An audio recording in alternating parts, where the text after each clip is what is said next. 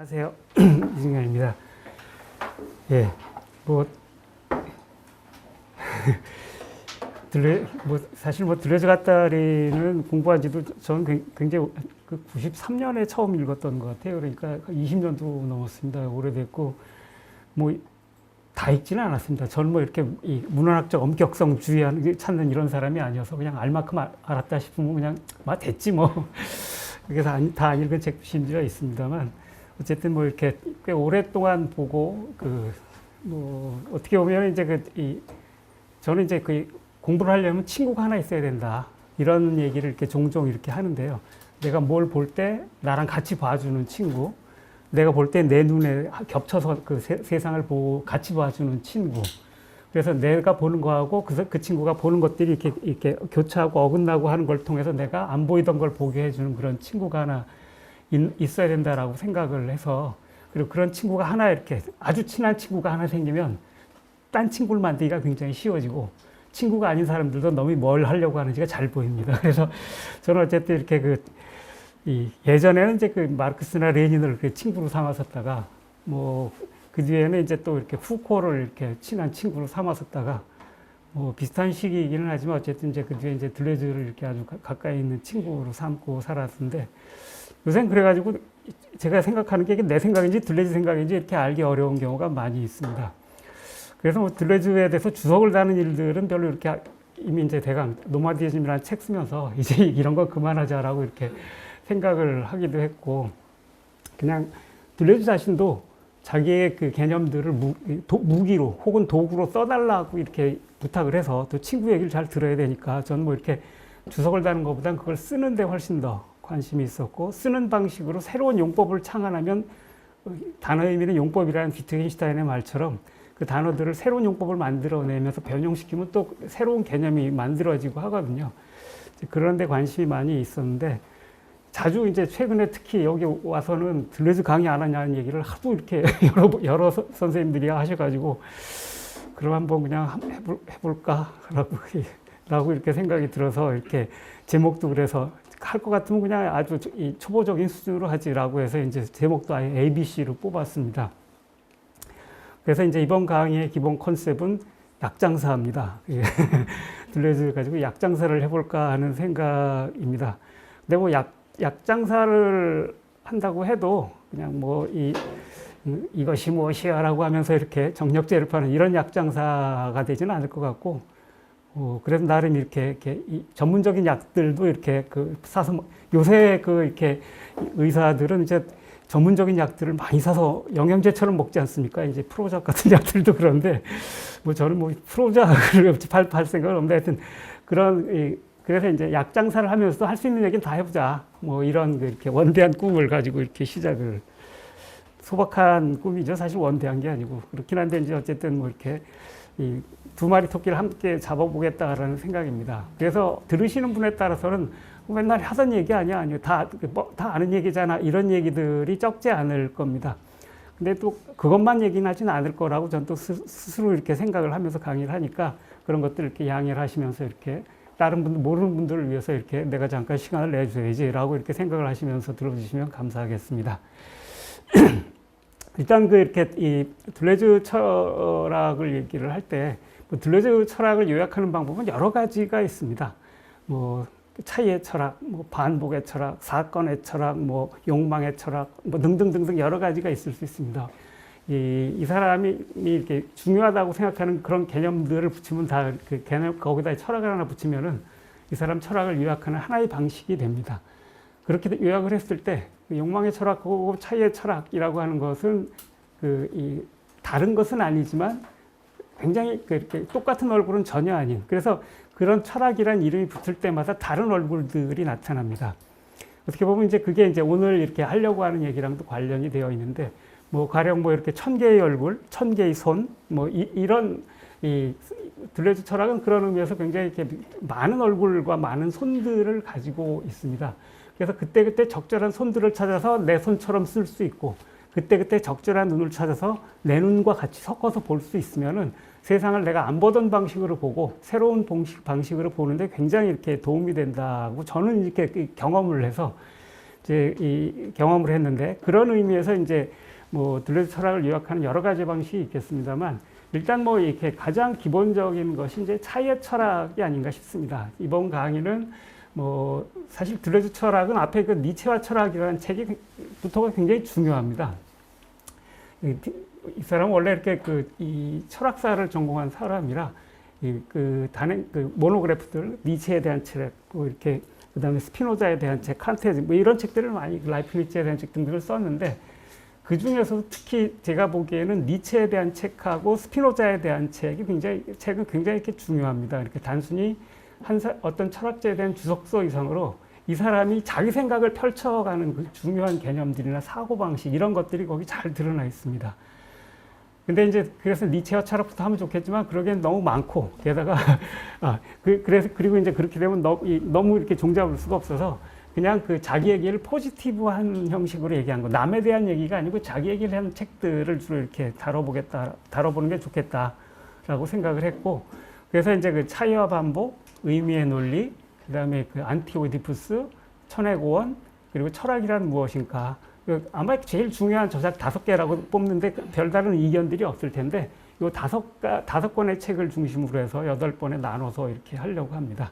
일단 제일 먼저 이렇게 차이와 반복에서 시작을 하게 했는데 뭐 잘 아시다시피 차이와 반복은 들레즈가 이제 박사학위 논문 주논문이지요. 프랑스는 이제 박사학위를 받으려면 이 60년대에는 그때 박사는 우리가 흔히 얘기하는 박사랑 다르게 이제 국가 박사라고 이렇게 얘기를 하는데 그러니까 이 주논문하고 부논문 2권을 가지고 보통은 받습니다. 그래서 이 차이와 반복 출판된 책을 가지고 이제 그렇게 학위를 받는데 차이와 반복이 주논문이고 스피노자와 표현의 문제라고 하는 그 이듬해에 나온 책이 이제 부논문 그 2개를 가지고 이제 박사학위를 받았습니다. 근데 그 중에서도 특히 이제 그 차이와 반복은 뭐 이 사람의 기본적인 그 문제의식 이후까지 계속 펼쳐지는 기본적인 문제의식이 이렇게 빡빡하게 접혀 들어가 있는 책입니다. 그래서 대단히 읽기 어렵습니다. 제가 몇 번 읽어서 책이 이렇게 찢어지고 붙이고 해도 또 찢어지도록 이렇게 여러 번 봤는데 뭐 오늘 강의를 준비를 하기 위해서 또 다시 이렇게 하다가 찾다 보니까 또 읽는데 어렵습니다. 여전히 잘 안 읽히는 부분들이 있습니다. 그래서 들레즈 책은 참 읽기가 힘들어서 이 강의를 시작할 때 뭐 읽고 오면 좋겠냐 그러는데 뭐 읽고 오냐 그 책 제목 있는 거 읽고 오시면 되지만 그 읽으라고 하는 얘기는 사실은 아무것도 안 읽어본 사람이 할 수 있는 얘기이고 읽어본 사람은 절대로 그런 얘기를 할 수가 없습니다. 그래서 그냥 안 읽고 오셔도 됩니다. 나중에 여기 강의를 들으시고 읽을 생각이 나시면 참조해서 이렇게 읽으시면 좋겠지만 그렇다고 읽을 수 있는 책도 아닙니다. 안타깝게도. 그래서 이제 저는 이제 좀 몇 권의 책에서 그런 경험을 했는데 처음부터 끝까지 거의 이해가 안 되는데 손에서 안 떨어지는 책 이런 책들이 가끔 있습니다. 옛날에 이제 벽암록이라는 책이 이제 그랬었는데 차이와 반복도 그런 종류의 책입니다. 진짜 이해가 안 되는데 손에서 안 떨어집니다. 그래서 들레즈 한다 그러면 계속 공부하러 오시는 분들이 많습니다. 그리고 이해는 안 되는데 어쨌든 끝까지 읽어보겠다라고 하시는 분들이 많은데 이게 손에서 안 떨어지는 어떤 매혹의 힘 같은 게 있는 거죠. 사실 매혹이라는 거는 이유를 알면은 완화되죠. 매혹은 이유를 모를 때 이렇게 사로잡히는 어떤 수동성 이런 것들의 힘이어서 하여튼 그런 그 놀라운 매혹의 힘을 가진 책인 건 사실인데 근데 읽기는 어려워서 사실 뭐 제가 2차 문헌들을 많이 보지는 않습니다만 뭐 잘 이해하고 있는 분들이 그렇게 많다는 생각은 하기 힘든 그런 종류의 책인 것 같습니다. 그래서 뭐 제가 하는 얘기도 뻘소리가 될 수도 있는데 어쨌든 나름대로 이렇게 쭉 하나의 일관성을 가지고 5저작을 한번 이렇게 꿰는 느낌으로 이렇게 읽어보려고 하고 그렇게 읽으면 이제 여러분들이 하나하나 이렇게 책을 안 따라가도 이 사람의 멘탈을 따라가면서 생각하는 법은 조금 익힐 수 있지 않을까 하는 생각입니다. 일단 그래서 차이의 철학, 차이와 반복 얘기를 해야 되는데 차이와 반복은 뭐 제목 그대로 차이하고 반복이 주제인 책이고 그래서 이제 보통 이제 그 차이라는 개념, 그 책 이후에 이제 그 차이라는 개념이 서양 철학사에서 그 결정적인 개념, 굉장히 중요한 개념으로 이렇게 떠올랐고, 그 다음에 뭐 그 뒤에 차이의 정치학이니 뭐니 하면서 차이 개념이 굉장히 한때 유행을 하기도 했었죠. 그래서 그리고 이제 그래서 이제 뭐 들레즈 철학은 보통 차이의 철학이라고 이렇게 불리기도 합니다. 들레즈 철학을 이렇게 요약하는 가장 일차적인 이름, 가장 잘 알려진 이름이 차이의 철학이라고 할 수 있겠는데, 근데 이제 이 뒤에 가서 오늘 강의 뒤에 가서 보시면 아시겠지만 사실 그것은 반복의 철학이기도 합니다. 차이만큼이나 반복이라는 개념이 굉장히 중요합니다. 그리고 근데 이게 놀라운 거는 이 차이하고 반복이 다르지 않은데, 다르지 않지만 다른 방식으로 다른 방식으로 세상을 절단하는 방법, 이런 것이다라고 하는 것을 이해하는 게 필요하겠습니다. 일단 이 차이의 철학이라는 개념은 워낙에 잘 알려져서 지금은 뭐 이렇게 뭐 생소할 것도 없는, 낯설 것도 없고 아주 익숙한 개념이 됐습니다. 근데 사실 이렇게 차이의 철학이라든지 차이 정착 내지는 차이에 대해서 얘기하는 경우는 많은데, 들러즈가 얘기하는 그런 그 의미에서 차이 개념에 부합하는 거는 거의 찾아보기가 힘듭니다. 일상에서 얘기하는 것이나 아니면 뭐 이렇게 이론가들이 얘기하는 것들도 그렇습니다. 가장 흔한 오해의 예는 그래, 차이를 인정하자고 라고 하는 겁니다. 너 차이 존중해주자, 차이를 존중하고 인정해주자라고 하는 거, 뭐 관용으로 얘기를 하기도 하고, 뭐 이런 차이를 보존하자라는 얘기를 하기도 합니다. 그런데 가령 차이를 인정하자라고 하는, 그래, 네 차이 인정해줄게 라는 말은, 그러니까 나도 너랑 취향 다르거든, 개취라 그러죠. 그러니까 참견하지 마. 나 참견 안 할 테니까 너 참견하지 마라는 뜻입니다. 그 말은 나의 동일성을 견지하겠어 라고 하는 의지의 표명입니다. 차이의 인정이라는 말을 하는 순간 그 차이는 사실은 동일성의 다른 말이 되어버립니다. 가장 흔한 오해 방식이죠. 뭐 그 취향 얘기하면서 취향에 참견하지 말라고 하는데, 취향에 고저가 없고 높낮이가 없다 뭐 이렇게 얘기를 하는데, 물론 뭐 다 다른대로 이유가 있는 취향이겠지만 그럴 것 같으면 미학은 왜 필요하고 그렇다면 철학이 뭐가 필요했습니까? 각자 살면 그냥 각자 알아서 살면 되는 거지. 정확하게 자유주의자들의 얘기를 이렇게 번역한 겁니다. 차이라는 이름으로 번역한 게 됩니다. 뭐 이런 게 이제 그 차이를 오해하는 가장 이렇게 흔한 방식이 되겠습니다. 그래서 그런 점에서 이렇게 차이의 개념조차 그렇다라고, 그럼 도대체 그게 아니면 차이란 도대체 뭔데라고 하는 물음, 사실 이런 물음이 그렇게 던져져야 됩니다. 그래서 그런 물음을 던지지 않은 채 차이 철학이라는 말에 익숙해져 있다 그러면 사실은 차이 철학을 아직 문을 열지 못한 것이다 라고 이렇게 해도 좋을 것 같습니다. 그리고 이제 일단 이 차이의 철학이라고 어쨌든 간에 이제 분명한 건, 차이의 철학을 하려고 한다라고 했을 때 그것이 겨냥하고 있는 것은 동일성의 철학일 겁니다. 그죠? 차이라는 개념이 이제 동일성을 겨냥하고 있는 것인데, 이 동일성이라고 하는 것이 왜 문제인가? 뭐 이건 뭐 이렇게 지금은 뭐 이렇게 잘 알려진 것이기도 하지만, 그래도 얘기를 해보자 그러면은, 가령 이렇게 제가 최근에 어디 이렇게 지방 강연을 가느라고 기차표 사는 거를 제때 안 해가지고 할 수 없이 차를 몰고 갔는데, 고속도로 휴게소에 이렇게 화장실 들어갔더니 붙어 있더라고요. 남자가 흘리지 말아야 할 것은 눈물만이 아닙니다. 붙어 있더라고요. 근데 근데 이제 그걸 봤는데, 사실 이제 여기 계신 남자분들이 이렇게 생각보다 많지 않은데, 근데 이제 남자들은 그 말이 걱정하는 것은 흘려도 사실 눈물들은 생각보다 잘 안 흘립니다. 그죠? 잘 안 흘립니다. 저는 사실 어렸을 때 이렇게 겁도 많고 마음도 여리고 해가지고서 많이 울었던 것 같아요. 많이 울었어요. 근데 걸핏하면 듣는 게 사내 새끼가 질질 짜냐고 하는 이런 얘기였어요. 그거는 부모님한테 듣기도 하고, 말은 조금 완화된 형태였겠지, 그때는. 선생님한테 듣기도 하고, 친구들한테, 특히 친구들이 이제 강하게 얘기하죠. 사내 자식이 질질 짠다고, 이런 얘기. 몇 번, 그 얘기 뭐 듣기 좋은 사람이 어디 있겠습니까? 그래서 이제 그 얘기 안 들으려고 애를 쓰는데, 사실 어떤 것들의 감수성이나 감각, 감성이라고 감정, 이런 것들이 그대로인 채 눈물 날 일에 눈물을 안 흘리는 거는 쉽지 않습니다. 눈물을 안 흘리기 위해선 감각이나 감수성, 이런 것들을 무디게 만들어야 됩니다. 감정도 무디게 만들어야 됩니다. 그래서 한 12년 그렇게 훈련을 하고 나면은 감정과 감수성, 감각이 무뎌집니다.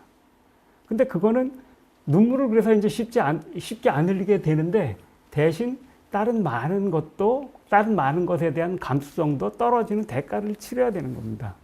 그게 남자들이라고 하는 아이덴티티. 이 동일성, 철학자들은 동일성이라고 번역하고 사학자들은 정체성이라고 번역하는데, 그런 남성으로서의 아이덴티티, 동일성을 형성한다라고 하는 게 바로 그런 거죠. 여성들은 반대로 이제 고등학교쯤 가면은 이제 이렇게 가령 고등학교 가서 이 공차고 축구하고 뛰어다니는 여학생을 저는 본 적이 없습니다. 축구는 여학생이 해서는 안 될 운동인가? 그건 아닐 텐데 그런 사람 본 적이 없습니다. 이제 그러고 뛰어다니면 저건 여자애가 왜 저래? 라고 하는 얘기를 필경 들었을 겁니다. 그래서 일단 자기가 취향이 어떻든 간에 그거는 이제는 하고 이렇게 거리를 두게 되고, 축구뿐 아니라 다른 운동들도 잘 하지 않게 되죠. 그래서 체육 시간은 다른 거 하는 시간으로 바뀌게 되거나 여성에 맞는 거라고 하는 것들을 하는 것으로 바뀌게 됩니다. 사실 이제 그렇게 되면서 우린 동물인데, 이 동물이라는 것은 움직이는 사물 아니겠습니까? 그래서 움직이지 않으면 혈액이 돌지 않고, 그러면은 일단 가장 중요하게 여러분 생각하는 게 뇌일 텐데, 뇌에 영양소와 산소가 가지 않아서 이 머리를 쓰는데 그다지 굉장히 열악한 조건에 처하게 됩니다. 공부를 잘하려면 운동을 하면서 해야 됩니다. 실험적으로도 확인된 거죠. 이런 거는 운동시키면서 공부시킨 애들이 훨씬 더 성적이 좋았습니다. 여러 번 심리학자들이 실험을 했는데, 여성들은 그런 대가를 치르는 거죠. 그래도 여성들이 성적이 훨씬 좋은 걸 보면은 이게 여성들이 진짜 능력이 뛰어난가 보다 이런 생각을 이렇게 하게 되는데, 어쨌든 이런 게 이제 동일성인 셈인데, 그런 점에서 이 동일성은 권력을 작동시킨다라고 하는 말이 은유가 아닙니다. 우리의 신체나 감각이나 이런 것들은 그 동일성의 권력의 만들어진 결과물, 이런 거라는 겁니다. 그리고 이건 때로는 이렇게 이 대타적인 폭력이 되어서 폭력으로 돌아오기도 합니다. 그래서 가령 이렇게 한일전 축구하는 데 가가지고 난 일본 스타일 축구가 좋아 이러면서 일본이 슛해서 골이 했을 때 꼬링 하고 소리를 질렀으면은 지르면 이제 그 다음에는 집에 멀쩡히 돌아가기가 어려운 일이 생기기가 쉽죠. 그냥 이렇게 실제로 물리적인 폭력이 가해지기도 합니다. 너 이 새끼야 뭐야? 너 이 새끼 뭐야? 라고 하는 이런 식의 그 폭력들이 실제로 가해지는 거죠. 그런 점에서 사실 이렇게 동일성이라고 하는 것은 그런 이 폭력까지 함축하는 그런 권력들을 가동시킨다라고 하는 겁니다.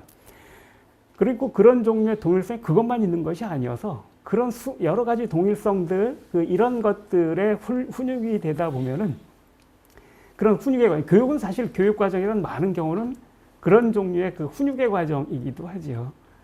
근데 그렇게 되면 대강 이제 알아서 시키지 않은 것도 알아서 대강 이렇게 해야지 되겠구나라고 하는, 그러면서 이제 끊임없이 어떻게 하는 게 적절할까 하면서 남의 눈치를 보면서 하는 삶이 이렇게 습속이 되게 됩니다. 아주 불행한 삶이 그때부터 시작이 되지요. 그리고 어쨌건 이렇게 이 사고나 행동 이런 것도 마찬가지입니다. 상식이나 양식 이런 것들 우리는 대부분 다 그거에 의해서 판단을 합니다. 그래서 특히 한국에는 워낙에 정치를 하시는 분들이라든지 높은 자리에 있는 분들이 그렇지 않은 경우가 많아서 신문에 보면은 상식에 어긋나는 비난을 하면서 좀 상식대로 좀 해보자라는 이런 얘기를 많이 하는데, 사실 이제 이 학교에서 가르치는 것들은 상식의 집합인데, 이 상식대로 판단할 때 우리는 사고하지 않습니다. 상식이 사고하는 거지요. 실제로 이제 인간은 생각하는 동물이라고 생각을 하지만 생각 안 하기 위해서 굉장히 애를 쓰는 동물입니다. 뭔가 숙련된다라고 하는 거, 영어를 잘한다라는 거는 아무 생각 없이 이게 나와야 돼요. 저처럼 하나하나 사유해서 문장을 뱉어내는 사람은 영어를 하는 게 아닙니다. 이 손도 마찬가지죠. 하나하나 집중해서 못에 집중을 해서 망치를 해도 콘크리트 못 박기가 쉽지 않은데, 숙련된 분들은 그거 말이야 라고 하면서 이렇게 그냥 보지 않고 해도 잘 하십니다. 이런 거 생각 없이 어떤 행동을 할 수 있게 됐을 때 우리는 그것을 잘한다라고 얘기를 하죠. 그래서 우리는 다 뭔가를 잘하려고 애를 쓸 때 생각하지 않고 살기 위해서 애를 쓰는 거. 그래서 인간은 생각하지 않기 위해서 애를 쓰는 동물이라고 하는 게 더 적절한 말일 겁니다. 이런 것들을 통해서 사실 이제 동일성이라고 하는 것들은 실제로 이 단어 이상으로 강력한 힘을 가지고 우리 삶을 지배하고 있습니다. 그리고 그런 것들에 익숙해졌을 때 이제 다른 것들에 대한 배타적 감각이나 감정 이런 것들이 자동적으로 작동을 합니다. 저거 뭐야? 나는 이렇게 나를 훈련시키는데 저 자식은 뭐지? 이렇게 되거나 우린 다 이런데 왜 쟤는 저러는 거야? 이렇게 되게 되는 거지요. 그래서 이제 그렇게 이 남들을 향해서 폭력을 이제는 행사하게까지 하는 이런 종류의 권력, 이런 것들에 가담하게 됩니다. 이런 것이 이제 동일성의 힘인데, 이 차이의 철학이라고 하는 것은 가장 1차적으로는 가장 쉬운 의미에서, 직접적인 의미에서 말하자면 이런 종류의 동일성의 권력, 동일성의 힘, 이런 것들에 대항하고 이런 것들을 정지시키거나 엎어버리는 것, 그리고 그와 다르게 차이를 긍정하는 것을 이렇게 지향한다라고 얘기를 할 수 있겠습니다. 그래서 차이를 긍정한다라고 했을 때 그 차이를 긍정한다는 건 도대체 뭘까? 근데 이게 생각보다 쉽지 않습니다. 아까 말했듯이 차이를 인정하는 것, 이것은 차이를 긍정하는 것이 아니었죠. 차이를 보존하는 것 마찬가지고 관용하는 것도 마찬가지입니다. 그렇다 그러면 차이를 긍정한다는 건 도대체 무슨 뜻인지, 혹은 사실 이 말을 하려고 그러면 차이라는 말 자체가, 차이라는 말을 쓸 때도 우리는 동일성의 이렇게 마리오네트가 되는 경우가 많기 때문에 차이라는 개념 자체를 바꾸지 않고서는 안 된다라고 하는 것을 짐작할 수 있습니다. 차이의 철학은 그런 의미에서 이 동일성의 마리오네트, 동일성의 그 시종의 자리에서 차이를 끄집어내는 거, 그리고 거꾸로 차이가 주인이 되게 만들고 차이를 보면 반가워하게 만드는 거. 그래서 차이를 이렇게 참아주거나 견뎌주거나 인정하는 게 아니고 차이를 보면 반가워지는 거. 나와 다른 걸 보면 저건 또 뭐지라고 하면서 그것을 향해서 손을 내미는 거. 이런 감각들이 이제 적어도 긍정이라는 말과 결부되어 있는 차이라는 개념에 결부되어 있는 것이 부응하는 거라고 얘기를 할 수 있겠습니다. 예전에 이렇게 들레즈 철학이 이제 이렇게 퍼져가기 시작할 때, 유행하기 시작할 때, 그리고 이제 그때 이제 차이의 철학, 차이의 한목 때문에 이제 그랬겠지만, 이제 차이 이렇게 얘기를 하니까,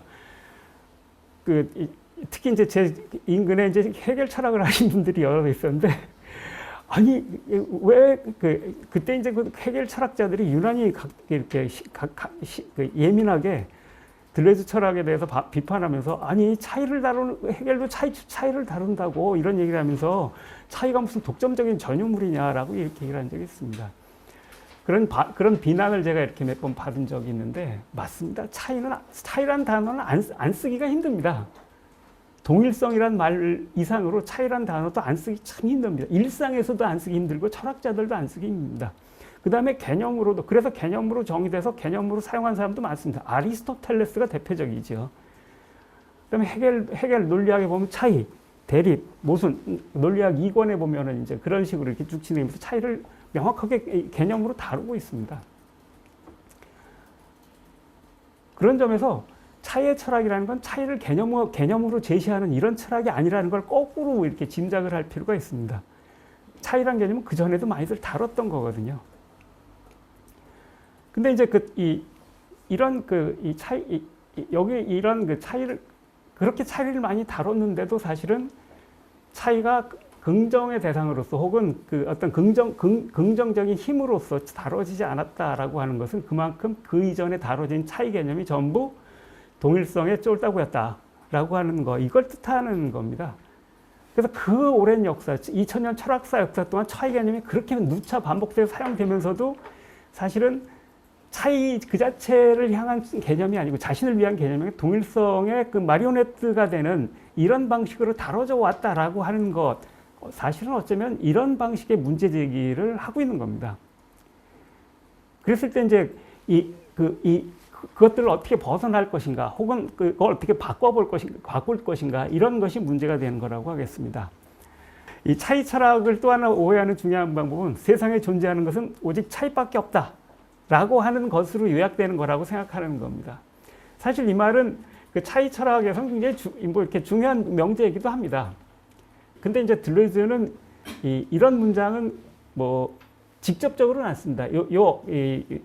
요와 언급된 말은 하긴 합니다. 이렇게 세상에 똑같은 두 장의 그 나뭇잎은 없다라고 하는 그 플리니우스의 말을 인용을 하기는 합니다. 언급하긴 하는데 사실 이 얘기를 이 들레드 이전에 이 얘기는 명시적으로 한 사람이 있습니다. 그 가브리엘 따르드라고 들레드가 또 굉장히 좋아하고 묻혀버렸으나 디르케임 때문에 이렇게 묻혀버렸으나 들레드 때문에 되살아난 20세기 후반에 되살아난 프랑스 사회학자가 있습니다. 100년 지나서 되살아났는데 그분이 쓴 책에 보면은 그 명시적으로 얘기합니다. 세상에 존재하는 것은 오직 차이밖에 없다라고 얘기를 합니다.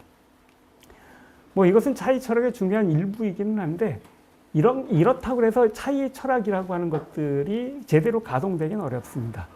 요거는 이제 조금 더 이렇게 한 걸음 더 나아간 질문이 필요한데, 그건 좀 이따가 이제 다시 이렇게 말씀드리겠습니다.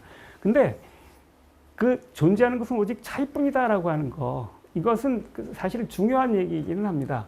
이 말은 여러 가지 의미에서 이렇게 한번 검토를 해봐야 되는데, 왜냐하면은 우리는 동일성과 차이라는 말을 언제나 짝으로 지어서 사용하기 때문에 그렇습니다. 동일성이란 말 없이 차이를 정의할 수 있는 법이 없습니다.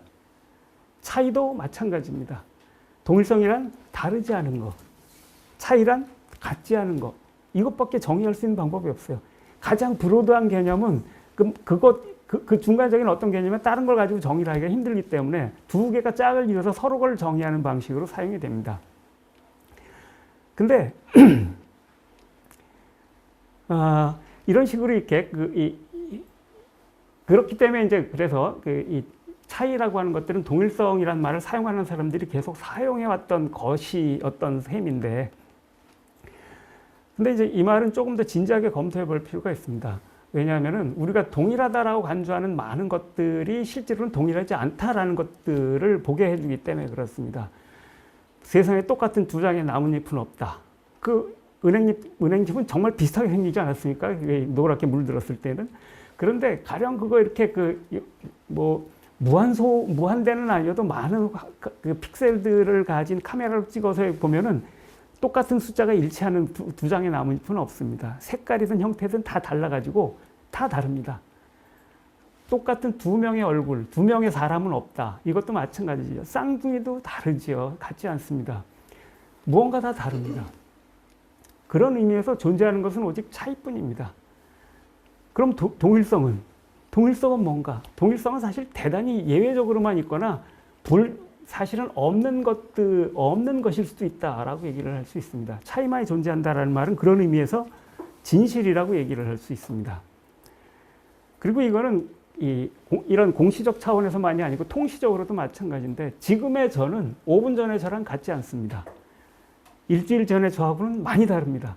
계속 세포들이 어떤 것들은 죽고 어떤 것들은 태어나면서 계속 상태가 달라지고 있고, 지금 제가 이렇게 하기 위해서도 이 안에 있는 세포들은 이걸 움직이기 위해서 수많은 통신을 해야 됩니다. 이렇게 해라 저렇게 하라는 명령문들이 내려가고, 뭐 그냥 멀쩡히 누워있을 때에도 피가 흐르면서 세포들의 상태는 계속 달라집니다. 그런 점에서 우리의 신체는 단 한 번도 같은 때가 없습니다. 이런 의미에서 통시적으로도 똑같은 두 사람은 심지어 동일인의 경우에도 없다. 이렇게 얘기를 할 수 있습니다. 사실 이런 의미에서 세상에 차이만 존재한다라는 말은 굉장히 강하게 이렇게 해석되어서 강한 의미로 이렇게 읽을 필요가 있는 문장이 되겠습니다. 그렇다 그러면 동일성은 뭔가? 그 동일성이란 그 아주 다른 것들 가운데 몇 개 남기고는 차이를 다 지워버리고서 몇 가지 공통된 것들을 묶어가지고 대강 퉁쳐서 부르는 이름, 이런 것들이 되게 동일성에 짝하는 것들이 되겠습니다. 그래서 계속 변하지만 어쨌든 강의 시작하기 전과 강의 시작한 후가 제가 같은 인물이다라고 하는 이런 생각이 없으면 여기 앉아있는 게 조금 불편하실 수 있을 것이고, 저도 강의해 먹고 살기가 어렵겠죠. 뭐 이런 것 때문에 이제 이렇게 되는 거죠. 바로 이런 것 때문에 사실 우리는 동일성이 허상이라는 것들을 아무리 명심을 해도, 존재하는 것은 차이밖에 없다라는 걸 명심해도 동일성이라고 하는 것들에 사로잡혀 그 안에 이렇게 포섭되지 않기가, 그 힘 안에 사로잡히지 않기가 굉장히 어렵습니다. 가령 이 차이 그 자체로 쭉 파악하게 된다면 어떻게 될까? 1940년대 그 러시아 심리학자 루리아라고 하는 사람이 있는데, 이 사람의 그 환자, 싸움 펼쳐서 환자, 이 사람이 연구한 사람 중에 한 분이 그렇게 차이에 민감하게 있는 그대로 거의 이렇게 인지를 했나 봐요. 근데 그렇게 인지를 해서 아침에 저하고 아침에 만나서 저녁 때 다시 만났을 때 제가 다른 얼굴로 인지가 되는 겁니다. 근데 그럼 어떻게 됐습니까? 다시 만났을 때 또 봤네 하면 누구시죠? 이렇게 되는 겁니다. 그죠? 다 다른 사람으로만 파악하게 됐을 때 생활하기 참 힘듭니다. 가족들조차 계속 다른 사람으로 인지되면은 굉장히 힘들어지는 거죠. 그래서 인공지능이 사람 얼굴이나 개 얼굴, 개고양이 얼굴 구별하기 어려운 게 그것 때문이지 않습니까? 가령 이렇게 대놓고 사진을 쟤를 찍었습니다. 이 얼굴하고 이렇게 하고서 찍었습니다. 이 얼굴하고 이 얼굴하고 이게 같은 얼굴이다, 같은 사람이다라고 여러분은 판단하지만 사진 이 세 장 놓고서 공통성을 찾으라 그러면 찾기 힘듭니다. 이건 눈이 둘이고 여기는 하나고 여기는 없고 코 위치도 그렇고 이걸 어떻게 같다라고 할 수 있겠습니까? 이렇게 되면 사실은 세상 사는데 아주 힘들어집니다. 이게 가족들을 못 알아보는 것보다 훨씬 문제는 적들을 못 알아보는 겁니다. 천적들을 못 알아보는 거. 어떤 놈을 봤는데 저번 며칠 전에 그 내 친구 잡아먹은 놈과 비슷하게 생겼는데 라고 하는 순간 거기서 진짜인가 아닌가라고 하는 순간 얘는 이제 끝난 겁니다. 그래서 재빠르게 그 놈이구나 라고 하면서 동일하다라는 판단을 한 놈들이 주로 살아남아서 진화가 돼서 우리까지 이어진 겁니다. 그래서 우리는 동일성에 의해서 판단하는 그런 훈련들, 이런 것들이 대단히 발달되어 있습니다. 특히 감정이라는 장치는 어떤 것들이 비슷한 것들에 대해서 빠르게 판단하기 위해서 정확성을 포기하는, 그리고 그 빠른 판단을 얼른 신체적 동작으로 바꾸기 위해서 바꾸는 그런 증폭 장치 같은 거, 이런 거라고 이제 이렇게 인지과학자는 얘기를 합니다. 그래서 보는 순간 하고서 그냥 뛰는 거. 저게 그렇기 때문에 감정적 판단은 신속성을 위해서 정확성을 포기했기 때문에 나중에 보면 틀린 게 많습니다. 그래서 그렇게 급한 경우가 아니면은, 혹은 급하지 않은데도 감정이 일어났을 때에는 내가 한 판단이 정확하지 않을지 몰라, 이렇게 판단하는 게 맞을 가능성이 훨씬 큽니다. 근데 이런 식으로 우리들은 이제 신체적으로 동일성이라고 하는 것들에 이렇게 사로잡히는 방식, 그 힘에 기대어서 살고 있는 거죠. 그리고 조금 더 나아가서 그런 판단들을 묶어가지고서 판단들이 반복되면 인식, 리커그니션, 알고 있는 것을 다시 보는 거잖아요. 저건 뭐지, 이런 거지요. 그리고 그런 것들이 정리돼서 체계화되면 지식이 됩니다. 근데 이런 지식이나 인식, 이런 것들은 사실 우리가 사는데 굉장히 필요한 겁니다. 그거 없으면 항상 새로 판단을 해야 되는데 힘드니까. 그래서 학교에서 미리미리 배우는 건데, 당연히 이거는 실상이 아니고 어떤 것들을 딱 순간에 어느 한 상을 가지고서 만들어낸 스틸 사진 같은 겁니다. 그 스틸 사진들의 집합들을 우리는 배우고 내 지식으로 갖게 되는 겁니다. 이 스틸 사진이 있어야지, 핵심을 요약해준 그런 스틸 사진이나 지식이 있어야지 세상 사는데 굉장히 유용하고 필요합니다. 그래서 유용하고 필요한데, 하지만 냉정하게 따지면 이거는 참거짓을 따지면 거짓입니다. 거짓. 그 스틸 사진은 가령 지금 여러분들이 제 얼굴을 인식한 보고 갖고 있는 이 상은 5분 전이나 5분 후 같으면 큰 차이가 별로 없을 겁니다.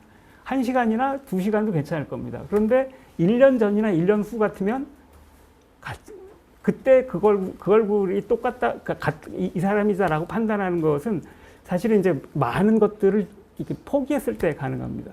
그러니까 만약에 10년 됐다 그러면 내 주민증 사진 보고도 내가 웃음이 나오지 않습니까? 이게 나래. 이렇게 되는 거. 이런 거. 그래서 이제 이런 거를 이제 들려주는 이 로렌스의 그 표현을 빌어서 아주 멋지게 표현을 합니다. 우리가 갖는 이런 그 지식이나 이런 거라고 하는 거는 그 밖의 세상을 관찰해 가지고서 이 천장과 벽에다 그린 그림이라고. 그래서 이 그림을 보고 이 그림이 있어야지 우리는 살아갈 수가 있으니까, 아니면 그 무상한 카오스를 견딜 수가 없으니까 그렇기는 한데, 이것이 조금 지나면 어긋나기 시작하죠. 별은 천천히 도는데도 한 달 뒤에 내가 그린 그림하고 별이 똑같은 자리에 있을 거라고 생각하면 잘못된 판단이 될 가능성이 큽니다. 그래서 이제 거기다 이렇게 칼집을 내서 우주의 바람을 불러들여서 지금 이 존재하는 그림들을 지워버리는 거. 릴케가 이제 우주의 바람이 우리 얼굴을 파먹어 들어가면 누구의 옛날 반만 남지 않으랴. 뭐 이렇게 이 두이노비가 첫째 비가 제일 첫 번째 연에서 쓴 적이 있는데 이게 그런 겁니다. 그런 점에서 이렇게 그런데 어쨌든 이게 있어야 되기 때문에 그 세계라고 하는 것은 사실 우리가 어떤 것들을 이미 의미화하고 적절하게 배치한 이런 종류의 식들에 의해서 구성된 겁니다. 그래서 저는 이제 세계하고 우주는 대비되는 것으로 쓰는 게 맞다라고 생각을 합니다. 우주란 세계의 바깥. 그 무상한 카오스여서 세계는 코스모스, 우리들이 딱딱딱딱 자리를 할당한 이런 것들의 체계화된 집합, 이런 것들이 세계라면 우주는 그런 것들 바깥에 있는 거. 그래서 우주의 바람으로 세계의 상을 자꾸 반복해서 지워서 다시 그리지 않으면 우리는 허상을 따라갈 가능성이 크다라고 하는 거, 이런 겁니다. 이런 관계가 이제 동일성은 굉장히 유용하고 필요하지만 무지다. 라고 하는 말이 갖는 의미. 우리는 계속 그걸 그리면서 살아갈 수밖에 없지만 그게 유용하기 위해서라도 자꾸 반복해서 다시 그려야 된다라고 하는 거. 그랬을 때 다시 그리게 만드는 어떤 힘. 이게 사실은 차이라고 얘기하는 개념, 차이라는 말에 상관적인 겁니다. 그럼 뭐 이렇게 인식론도 그렇고 이제 행동론, 뭐 에틱도 그렇고 에솔로지, 동물로 확대해서 이제 보통 이제 에솔로지라고 하는데 에토스를 다루는 거죠. 에토스라고 하는 것은 사람들의 습속화된 행동들, 어떤 패턴화된 행동들 이런 것들을 연구하는 학이고 사실 이제 인간을 대상으로 에틱스가 됐을 때는 그런 패턴화된 패턴화된 행동 가운데 어떤 게 더 적절하고 좋은지, 어떤 게 할 만한 것인지 그렇지 않은 것인지를 선별하는 이런 종류의 지식, 이런 거라고 얘기를 할 수 있겠습니다.